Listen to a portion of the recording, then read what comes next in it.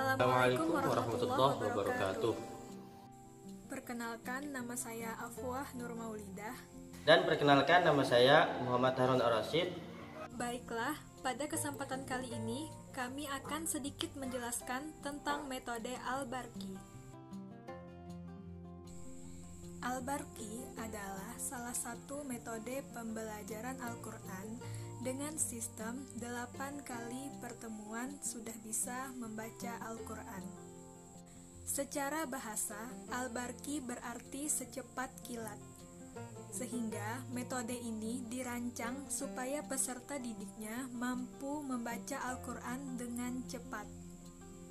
Metode Al-Barqi ini ditemukan oleh Kiai Haji Muhajir Sultan.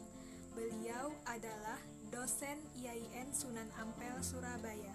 Salah satu latar belakang Kiai Haji Muhajir Sultan dalam pembuatan metode ini adalah masih banyak anak-anak bahkan orang dewasa yang masih kesulitan dalam belajar membaca Al-Quran.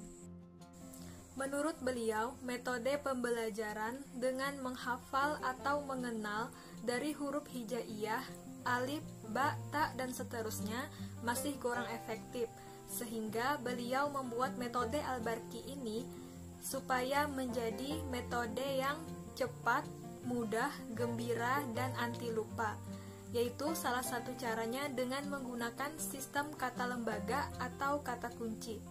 Nah, dalam metode Al-Barqi ini menggunakan 4 kata lembaga atau kata kunci. Yang pertama yaitu ada raja, yang kedua maha kaya, yang ketiga kata wana, yang keempat sama laba. Nah, dari masing-masing kata lembaga ini, satu kata lembaga mengandung 4 suku kata, sehingga dengan menghafal 4 kata lembaga, maka peserta didik sudah menghafal atau mengingat separuh huruf hijaiyah. Selanjutnya yaitu prinsip metode Al-Barqi. Yang pertama, metode ini menggunakan titian ingatan untuk mengenalkan bunyi dan huruf. Kemudian yang kedua, menggunakan kemiripan bentuk dan bunyi huruf untuk mengenalkan huruf di luar kata kunci. Nah, yang ketiga, mengenalkan huruf sambung serta mengenalkan tanda fathah, kasroh, dhammah, tanwin, panjang pendek, dan tajwid. Yang terakhir, metode Al-Barqi ini cocok untuk orang dewasa maupun anak-anak. Langkah-langkah penerapan metode Al-Barqi. Yang pertama, phase analitik. Guru mengucapkan kata lembaga yaitu a, da, ro, za. Tidak boleh diejak. Murid menirukan sampai hafal.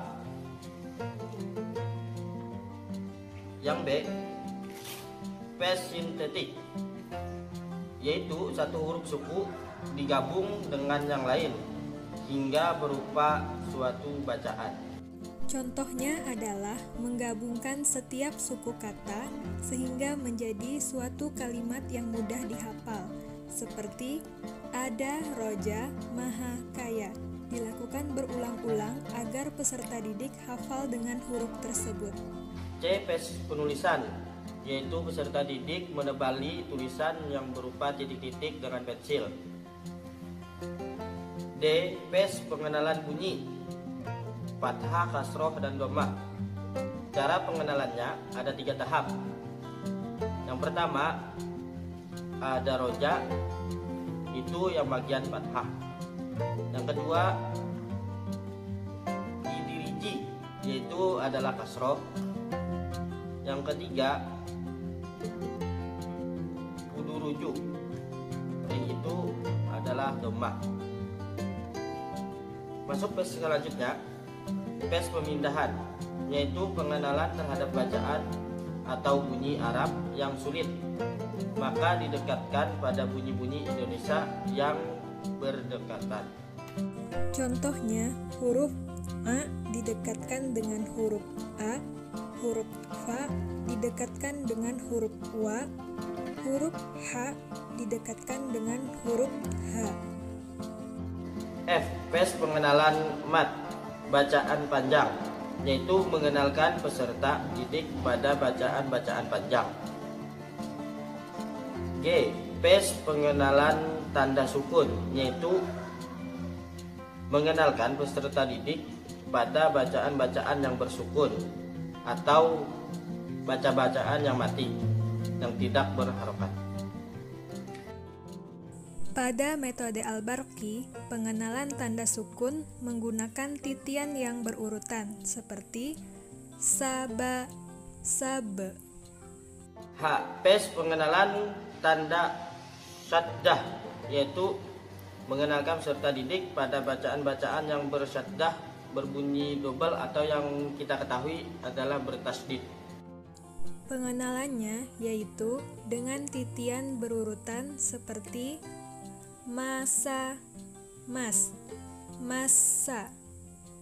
Ya, phase selanjutnya, phase pengenalan huruf yang tidak dibaca, yaitu mengenalkan peserta didik pada huruf yang tidak mendapat tanda saksi atau harokat atau tidak dibaca. Contohnya yaitu pada bacaan wasta'inu, wassama. Kemudian dijelaskan kepada peserta didik bahwa huruf alif dan alif lam dianggap tidak ada. Phase pengenalan bacaan yang muskil, yaitu mengenalkan peserta didik pada huruf yang biasa dijumpai di Al-Quran. Phase pengenalan huruf putus, contohnya qaf. Kalau tidak disambung tulisannya seperti itu. Selanjutnya phase pengenalan tanda waqaf, yaitu mengenalkan peserta didik pada tanda-tanda baca seperti yang sering ditemui di Al-Quran. Masuki penjelasan yang selanjutnya, kelebihan dan kekurangan metode Al-Barqi. Kita memasuki kelebihannya dulu. Kelebihan metode Al-Barqi: 1. Menggunakan sistem 8 jam, artinya hanya dengan waktu 8 jam murid dapat membaca dan menulis huruf Al-Quran. 2. Praktis untuk segala umur. 3. Menggunakan metode yang aktual, yaitu struktur analitik sintetik yang memudahkan murid belajar Al-Quran. 4. Memperhatikan pendekatan, sistematik, dan teknik dalam pembelajaran. 5. Cepat dapat membaca huruf sambung. 6. Bukunya dilengkapi teknik imla yang praktis dan teknik menulis khat, serta dilengkapi dengan buku latihan menulis Al-Barqi. 7. Tidak membosankan karena ada teknik-teknik yang akurat dan menarik seperti menyanyi, permainan, dan lain-lain. 8. Sangat cepat jika dipakai klasikal bahkan masak. Memasuki kelemahan metode Al-Barqi.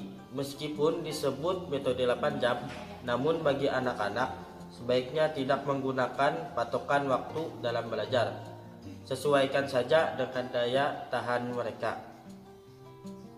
Ya, sekian dari kelompok 4. Mohon maaf atas segala kekurangan.